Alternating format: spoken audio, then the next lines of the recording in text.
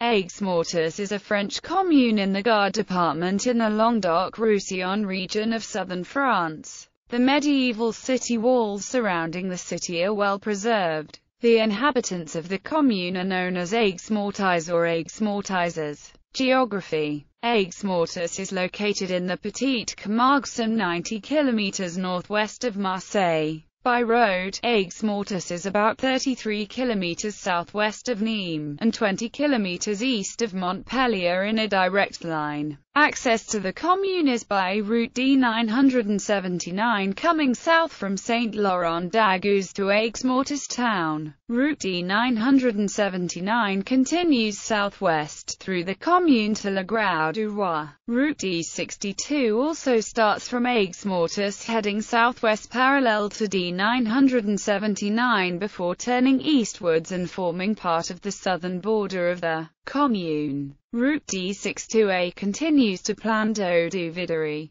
The commune is composed of a portion of the wet plains and lakes of the Petite Camargue. It is separated from the Gulf of Lions by the town of Le Grau-du-Roi. However, Aigues-Mortes is connected to the sea through the Canal du Rhône, the Set. There is only one other hamlet in the commune called Marc-de-Jarras-Listel on the western border. The Canal du Rhône enters the commune from the northwest and the northeast in two branches from the main canal to the north, and the branches intersect in the town of Aigues-Mortes before exiting as a single canal alongside Route D979 and feeding into the Mediterranean Sea at Le Grau-du-Roi. A rail branch line from Nîmes passes through Aigues-Mortes from northeast to southwest, with a station in the town of Aigues-Mortes to its terminus on the coast at Le Grau-du-Roi. This line also transports sea salt. The communes of Saint-Laurent-d'Aigouze and Le Grau-du-Roi are adjacent to the town of Aigues-Mortes. Its inhabitants are called Aigues-Mortes or Aigues-Mortes. In Occitan they are Aigas-Mortes. Aigues-Mortes is one of 79 member communes of the Chemin de Cohérence territorial of South Gard and is also one of 34 communes in the Pays Vidourle Camargue. Aigues-Mortes is one of the 4 communes of the Loi littoral of Scott in the south of Gard. Neighbouring communes and villages' toponymy attested in the Latinized form Aigues-Mortes in 1248. The name comes from the Occitan Aigas Mòrtas, meaning dead water or stagnant water, equivalent to toponymic types in the Morteau oil dialect cf. Morteau, Morture Aqua and Mortu, Morture Aqua. The name comes from the Aigues-Mortes marshes and ponds that stretch around the village, and also the fact that there has never been potable water at Aigues-Mortes. Grau comes from the Occitan grau, meaning pond with extension. Grau du Roi in French means pond of the king. History. Antiquity. The foundation of the city is said to have been by Gaius Marius, around 102 BC, but there is no documentary evidence to support this. A Roman by the name of Pecius fitted out the first salt marsh and gave his name to the marsh of Pecarus. Salt mining started from the Neolithic period and was continued in the Hellenistic period,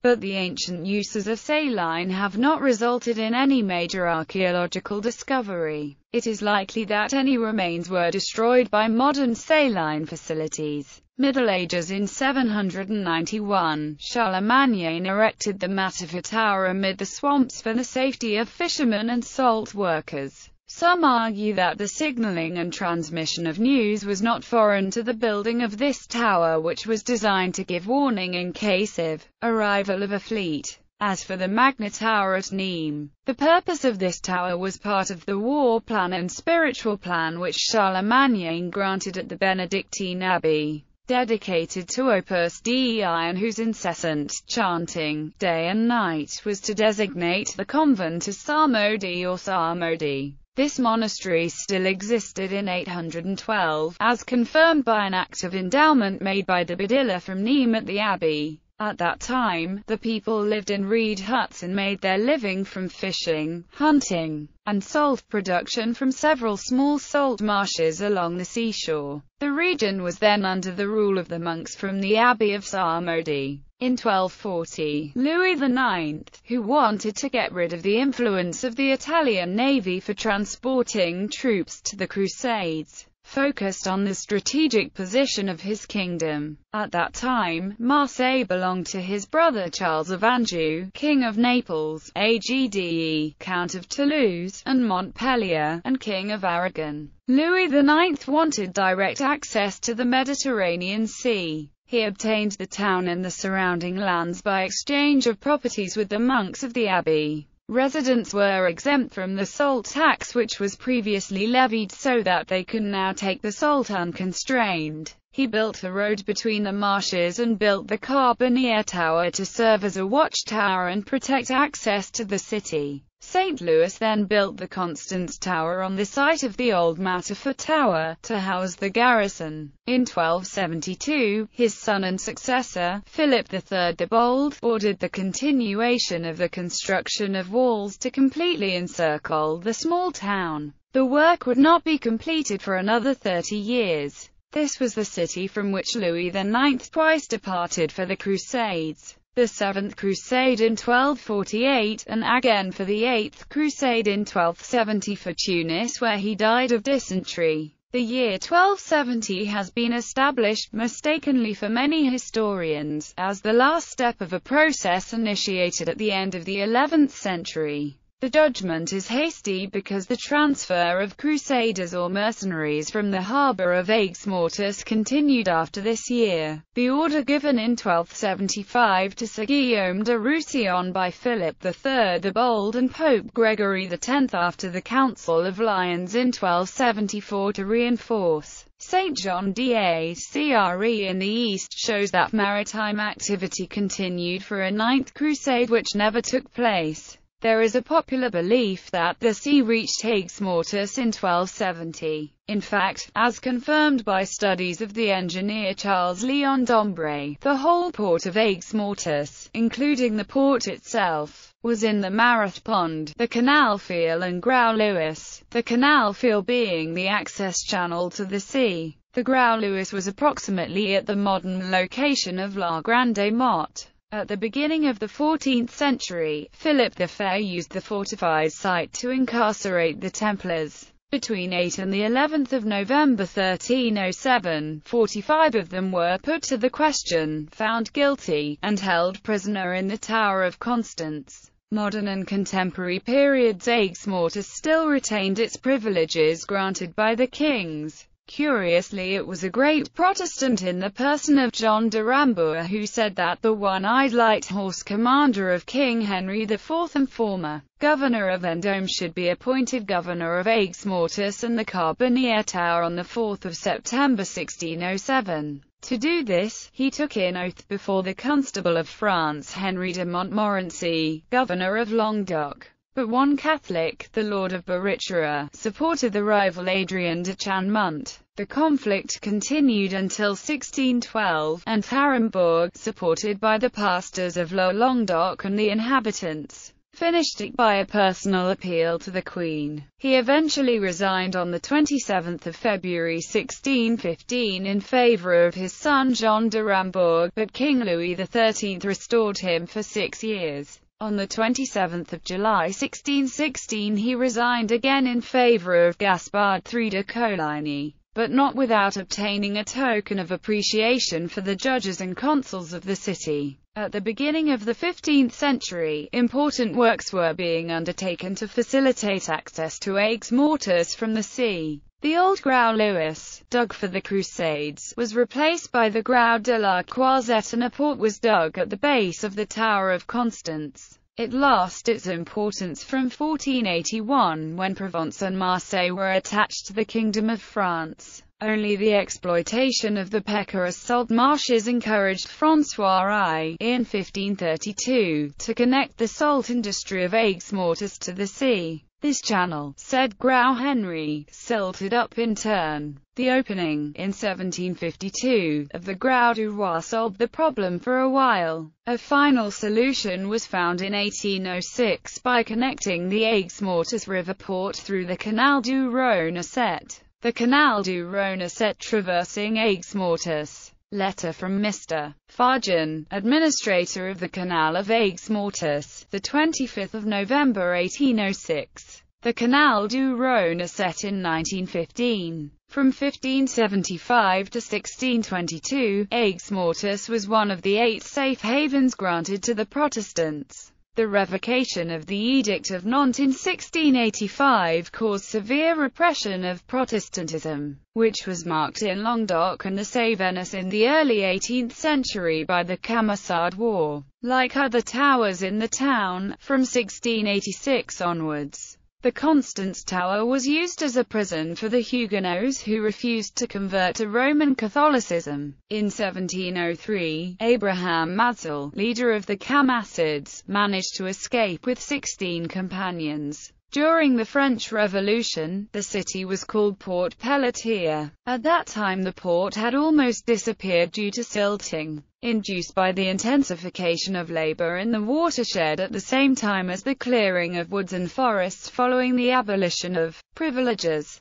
The decline of forest cover led to soil erosion and consequently a greater quantity of alluvial deposits in the ports of the region. Thus, in 1804 the prefect, Mr. de Barentpère, wrote in a report that the coasts of this department are more prone to silting. The ports of Maguelon and Aigues-Mortes and the old port of Sept no longer exist except in history. He alerted an inordinate desire to collect and multiply these forest clearings since 1790. Greed has devoured in a few years the resource of the future. The mountains, open to the plough, show that soon naked and barren rock, each groove becoming a ravine. The topsoil, driven by storms, has been brought into the rivers, and thence into the lower parts, where it serves every day to find the lowest parts and the darkest swamps. The massacre of Italians in the summer of 1893. The Compagnie des Salins du Midi launched a recruiting campaign for workers for the threshing and the lifting of salt. Hiring was reduced due to the economic crisis that hit Europe, so the prospect of finding a seasonal job was attractive in this year and there were a greater number of workers looking for work.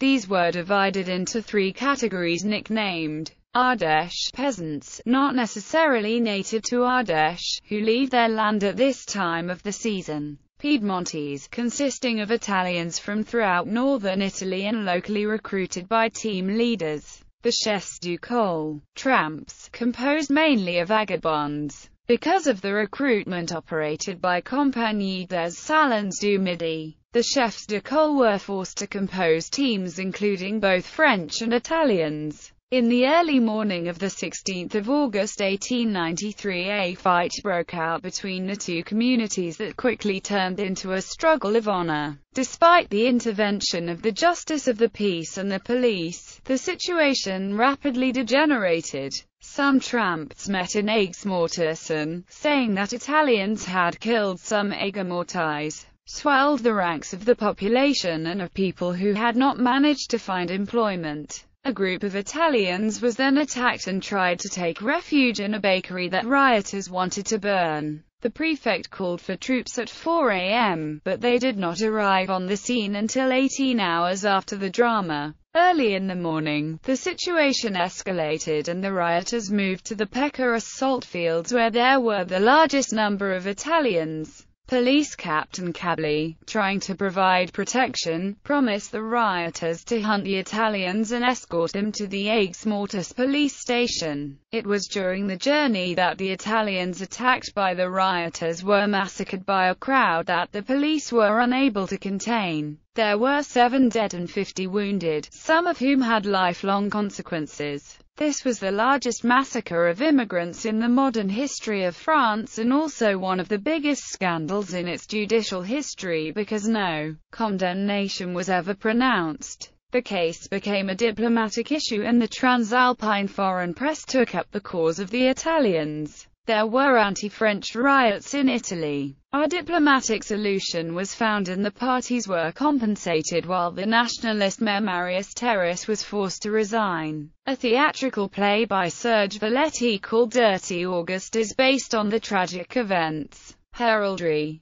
economy, agriculture, viticulture and asparagus, breeding of bulls and of Camargue horses. Both are raised almost wild in the surrounding marshes. The Camargue bull is smaller than the Spanish fighting bulls, stocky, with high horns and head. It measures about 1.40 meters at the withers. It is primarily intended for bullfighting, which is very popular in the region. The Camargue horse is the ultimate companion for herdsmen to move into the marshes and herd bulls. According to some discoveries of bones, it seems that the ancestors of the Camargue horse date to the Quaternary period. The Camargue horse is not very large, about 1.50 meters tall. It has a huge resistance adapted to the terrain. Its color is brown at birth, gradually turning white after a few years. Industries: production of salt by the operation of the saltworks of the Salins group, probably used since ancient times. The salt of Aigues-Mortes attracted fishermen and salt workers. The Benedictine monks settled nearby in the 8th century at the Abbey of Samodire to exploit this valuable commodity in the Pecarus ponds.